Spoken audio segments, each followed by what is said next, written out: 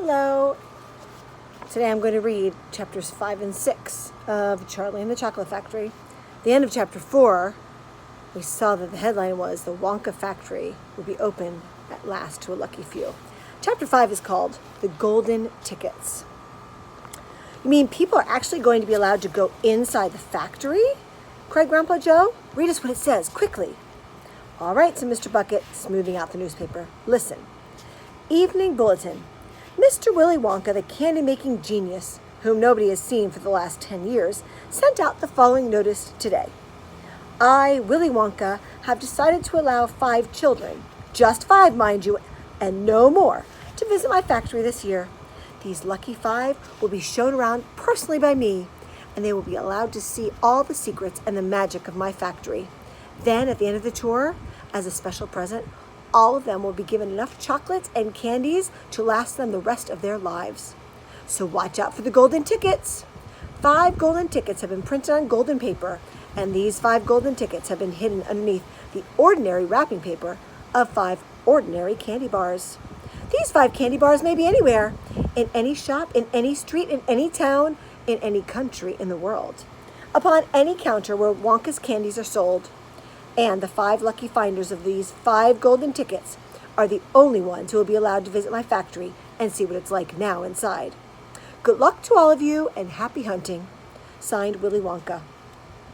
That man's dotty, muttered Grandma Josephine. He's brilliant, cried Grandpa Joe. He's a magician.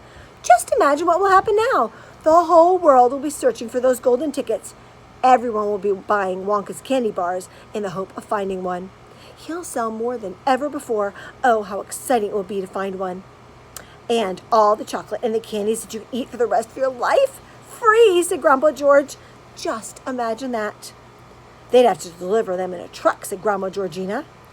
It makes me quite ill just to think of it, said Grandma Josephine. Nonsense, cried Grandpa Joe.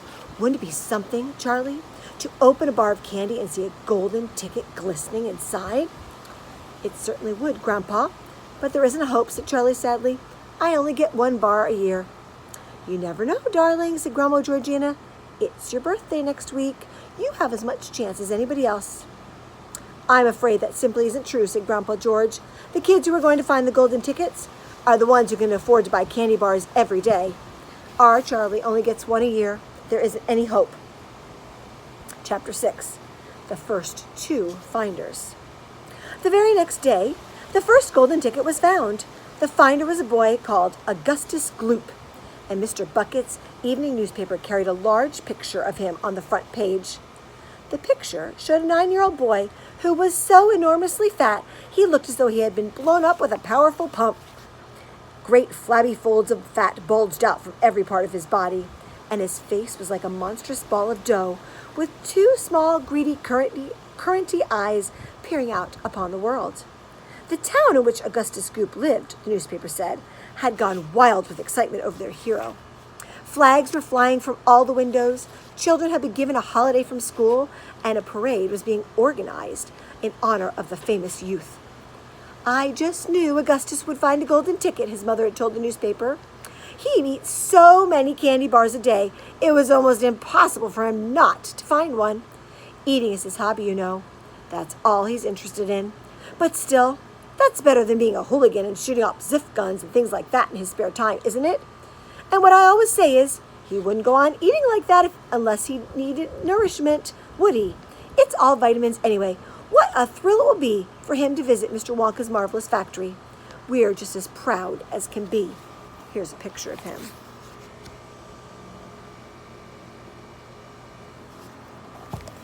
What a revolting woman, said Grandma Josephine. And what a repulsive boy, said Grandma Georgina. Only 4 golden tickets left, said Grandpa George. I wonder who'll get those. And now the whole country, indeed the whole world, seems suddenly to be caught up in a mad candy buying spree. Everybody searching frantically for those precious remaining tickets.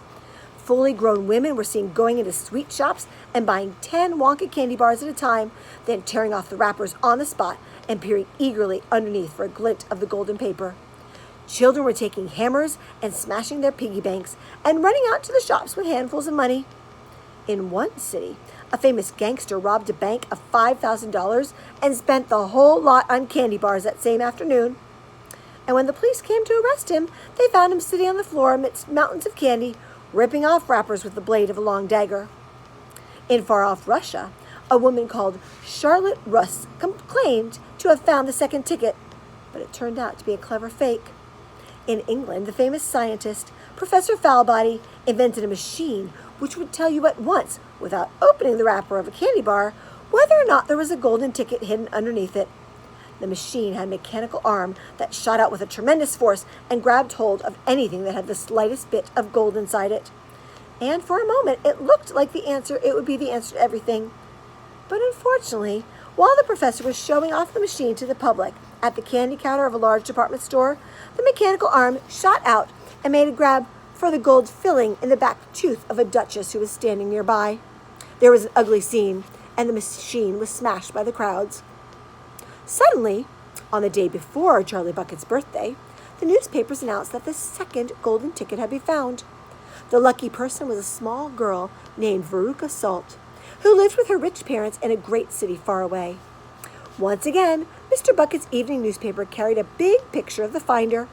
She was sitting in the living room of her house, between her father and her mother, waving the golden ticket above her head, grinning from ear to ear. Veruca's father, Mr. Salt, had eagerly explained to the newspapermen exactly how the ticket was found. "You see, fellers," he had said, "as soon as my little girl told me that she simply had to have one of those golden tickets, I went into the town and started buying up all of the wonky candy bars I could lay my hand on. Thousands of them I must have bought, hundreds of thousands. Then I had them loaded into trucks and sent directly to my own factory. I'm in the peanut business, you see, and I've got about 100 women working for me over at my joint, shelling peanuts for roasting and salting. That's what they do all day long, these women. They sit there shelling peanuts. So I say to them, 'Okay, girls, from now on you can stop shelling peanuts and start shelling the wrappers off those crazy candy bars instead.' And they did. I had every worker in the place yanking the paper off those bars of candy, of chocolate, full speed ahead from morning till night. But 3 days went by, and we had no luck. Oh, it was terrible. My little Veruca got more and more upset each day, and every time I went home, she would scream at me, 'Where's my golden ticket? I want my golden ticket!' And she would lie for hours on the floor, kicking and yelling in the most disturbing way. Well, sir, I just hated to see my little girl feeling unhappy like that, so I vowed I would keep up the search until I got her what she wanted. And then suddenly, on the evening of the 4th day, one of my women workers yelled, 'I've got it, a golden ticket!' And I said, 'Give it to me, quick!' And she did, and I rushed it home and gave it to my darling Veruca, and now she's all smiles, and we have a happy home once again." "That's even worse than the fat boy," said Grandma Josephine. "She needs a real good spanking," said Grandma Georgina. "I don't think the girl's father played it quite fair, Grandpa, do you?" Charlie murmured.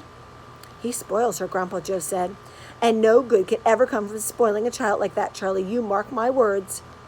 "Come to bed, my darling," said Charlie's mother. "Tomorrow's your birthday. Don't forget. So I expect you'll be up early to open your present." "A Wonka candy bar?" cried Charlie. "It is a Wonka candy bar, isn't it?" "Yes, my love," his mother said. "Of course it is." "Oh, wouldn't it be wonderful if I found the third golden ticket inside it?" Charlie said. "Bring it in here when you get it," Grandpa Joe said. "Then we can all watch you taking off the wrapper." And I'm going to stop there. Tomorrow's chapter is called Charlie's Birthday.